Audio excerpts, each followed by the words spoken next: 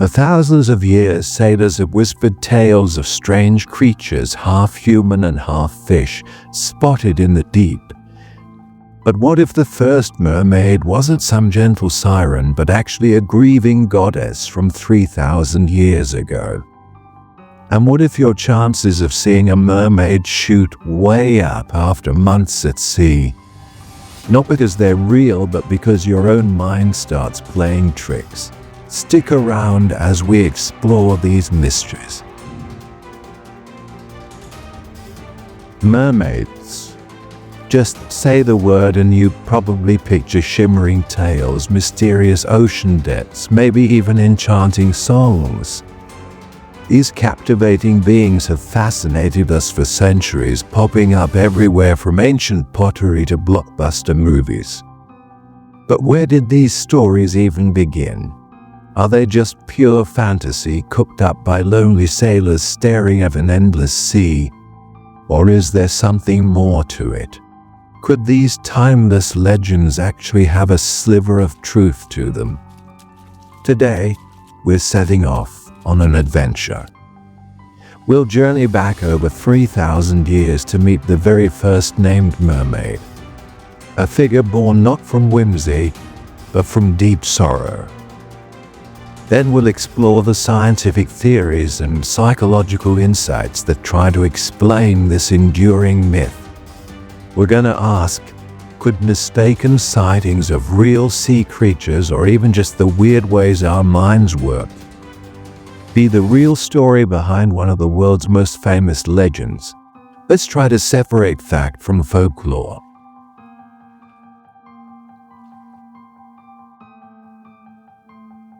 Our story doesn't start in some mystical kelp forest, but in ancient Assyria way back around 1000 BC. This is where we meet the goddess Atargatis, a big deal deity linked to fertility and some say the moon. Her story isn't about luring sailors or playful splashes, it's one of tragic love and overwhelming grief. Legend has it that Atargatis, a stunningly beautiful goddess, fell hard for a mortal shepherd. Their love was intense, but as these stories often go, it ended in tragedy. In a terrible accident, Atargatis unintentionally caused her lover's death. Absolutely crushed by sorrow and shame, she couldn't stand to be herself anymore. She threw herself into a sacred lake, hoping to end her life, and turned completely into a fish to erase her human form and all the pain that came with it. But the waters, or maybe her own divine power, wouldn't let her beauty be completely snuffed out. Instead of a total transformation, Atargatis emerged with the upper body of a woman, her divine beauty still there, and the tail of a fish. And so, Atargatis became what many think of as the very first mermaid, a creature born from heartbreak, a symbol of love and loss. Some versions of her myth even say she had a daughter, Semiramis, who later became a legendary queen of Assyria, weaving Atargatis' sad transformation even deeper into ancient history. The story came centuries before Greek sirens or Roman sea nymphs, setting up the mermaid archetype as something with deep emotional and even divine origins. She wasn't just some creature, she was a goddess. Her fishy form a constant reminder of her grief, and her strong tie to the waters that held her sorrow. While Atargatis might be the earliest mermaid we have a name for, the idea of half-human, half-sea creature beings wasn't just an Assyrian thing. As people spread out and seafaring cultures grew, similar figures started popping up in stories all over the world, each one reflecting local beliefs and their unique connection to the vast, mysterious ocean. Even before Atargatis, in Babylonian mythology, there are depictions of the god Ea, also known as Oannes. He was often shown as a fishman hybrid who came out of the sea not as a romantic or scary figure but as a wise teacher, bringing knowledge and civilization to humans. The ancient Greeks, famous for their colorful cast of gods, filled their seas with all sorts of water spirits. There were the Nereids, beautiful sea nymphs, and Tritons, mermen who often blew conch-shell trumpets as messengers of the deep. And of course there were the sirens. Now originally Greek sirens were more like bird women, whose irresistible songs lured sailors to their doom on rocky shores. But over time, especially by the medieval period, the siren image started to blend with the fish-tailed mermaid, creating that seductive and dangerous figure many of us know today. The Romans, who borrowed a lot from Greek culture, took these myths and wove them into their own beliefs. Head north to the misty coasts of the British Isles and Scandinavia, and you'll find Celtic and Norse traditions packed with their own versions of merfolk. Irish folklore tells of merrows. The females were beautiful, but the males often not so much. They had special caps that let them live underwater. Scottish tales speak of selkies, captivating creatures who lived as seals in the sea but could shed their skins to walk as humans on land, often leading to heartbreaking romances with mortals. Scandinavian folklore had havfru or mermaids who were sometimes seen as kind protectors but more often as bad omens, signaling storms and disasters for sailors. And these aquatic humanoids weren't just in Europe and the Middle East. In many parts of Africa, the powerful water spirit Mamiwata is revered. Often shown as a mermaid-like figure, sometimes with a snake, Mamiwata is a complex deity tied to healing, fertility, wealth, and danger, capturing the two-sided nature of water itself, life-giving and destructive. Her worship even traveled with the African diaspora, taking root in the Americas and the Caribbean. Over in Asia, Japanese folklore has the Ninyo, a fish-like creature, sometimes with a human face. Catching a Ninyo was said to bring bad luck or storms, while eating its flesh could supposedly grant long life. Further afield in the traditions of Aboriginal Australians, dreamtime stories of mermaids connect to the spiritual landscape and the waters that sustain life. Southeast Asian epics like the Ramayana even feature mermaid princesses such as Suvarnamaka, who's seen as a bringer of good luck. Across all these different cultures, mermaids and similar beings stand for a whole range of fascinating ideas: fertility, transformation, the pull of the unknown, the dangers of the deep, and our profound, often mixed connection to the sea. The fact that they appear in so many cultures worldwide really highlights a universal human habit of filling the mysterious depths with beings that mirror our own hopes, fears, and our deep-seated curiosity about what lies beyond the shoreline.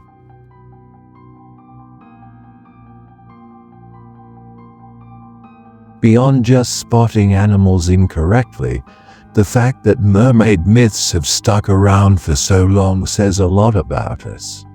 Our psychology, our cultures, and our deep connection with the natural world, especially the huge and often scary ocean. The sea has always been a bit of a mystery box for humans. It's a source of life, food, and a way to new places. But it's also incredibly powerful, unpredictable, and has depths we can barely imagine. Mermaids, as creatures that live right on the line between our world and this mysterious watery one, perfectly capture this double nature. They're often shown as beautiful and tempting, but also dangerous, capable of luring sailors to their doom, kind of like the ocean itself, which can be captivating but also incredibly dangerous. Our own minds play a big part in why we're so fascinated by these creatures. We seem to have this built-in desire for wonder, a wish to believe in something beyond the everyday, something magical just out of sight. Mermaids tap right into that craving for the unknown and the amazing. The sheer size of the ocean, with so much of it still unexplored, is the perfect breeding ground for these kinds of beliefs. If we don't know everything that's down there, who's to say mermaids don't exist, right? The power of storytelling is another key piece of the puzzle. For thousands of years, people have shared stories to make sense of the world, to pass on cultural values, or just to entertain each other. Sailors especially had a strong tradition of telling stories out loud, sharing tales of adventure, danger, and weird encounters during those long, lonely voyages. A quick look at an unusual creature jazzed up over time and retold from port to port could easily grow into a full-blown mermaid legend. And once these stories become part of folklore, they take on a life of their own, passed down through generations. Plus, mermaids often stand for complicated human feelings and desires. They can represent freedom and independence, not tied down by the rules of the land-based world. They can represent transformation, the wish for a different life, or a connection to a more basic, instinctive part of ourselves.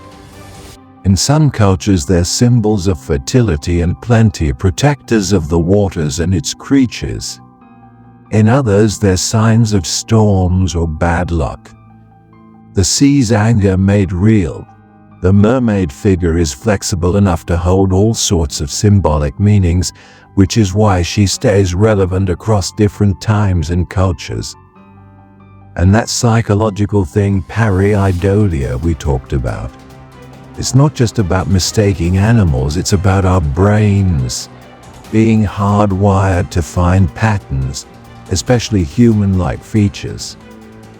Combine that with the stresses of long sea voyages, loneliness, fear, not much to see or do, maybe even the effects of alcohol or bad food, and people could be more likely to misinterpret things or even have hallucinatory experiences.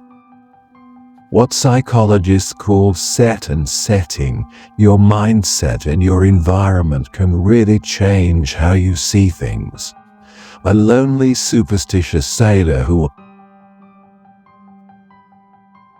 So we've got mistaken identity and psychological factors as pretty solid explanations for mermaid myths. But there's another idea a bit more out there that sometimes comes up when people talk about our connection to water. The aquatic ape hypothesis, or AAH. Now, it's really important to say up front that most scientists don't buy into this theory. It's often seen as pseudoscience. Still, it has definitely caught the public's imagination, and sometimes gets linked to why mermaid legends are so appealing. First brought into the spotlight by marine biologist Sir Alister Hardy in the 1960s, and later pushed by writer Elaine Morgan, the AAH suggests that our human ancestors went through a phase where they lived partly in water. People who support this idea argue that some human traits, things that make us different from other primates, could be better explained as adaptations to a watery environment instead of just life on the open savanna. What kind of traits are we talking about? Well, AAH fans point to things like us being relatively hairless compared to other apes, suggesting it would make us sleeker in water like marine mammals. They talk about our layer of fat under the skin, which is different from how fat is spread out in other primates but common in aquatic mammals for warmth. Our ability to walk upright, bipedalism they suggest, might have started from wading in shallow waters. Other things they bring up include being able to hold our breath on purpose, which is handy for diving, a descended larynx, which they link to making sounds in water, though its main job is for speech, and even a bit of webbing between our fingers.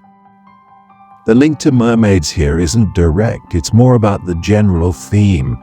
The AAH suggests a deep, ancient connection between humans and water, a time when our ancestors were more comfortable in watery places. This, some believe, could subconsciously be why we're so drawn to watery human-like figures like mermaids, like an evolutionary echo or a deep-seated memory of a past spent in the water. If our ancestors really did spend a lot of time in the water, maybe the idea of a human-like creature perfectly suited to the sea doesn't feel completely strange to our collective unconscious. However, the scientific proof for the AAH is pretty shaky. Most anthropologists and evolutionary biologists think the standard savanna-based model of human evolution explains these traits just fine through other pressures. For instance, being hairless and having more sweat glands are seen as ways to cool down in hot, open places. Walking upright has lots of proposed benefits for life on land. So while the aquatic ape hypothesis is still on the fringes of accepted science, the fact that it even exists shows how much we want to understand where we came from and our relationship with the natural world. The idea that humans might have once been more aquatic, even if it didn't lead to real mermaids, adds another layer to why the image of a half-human, half-water creature might hit such a strong chord with us. It touches on themes of transformation, our place in nature, and the ongoing mystery of our own evolutionary story.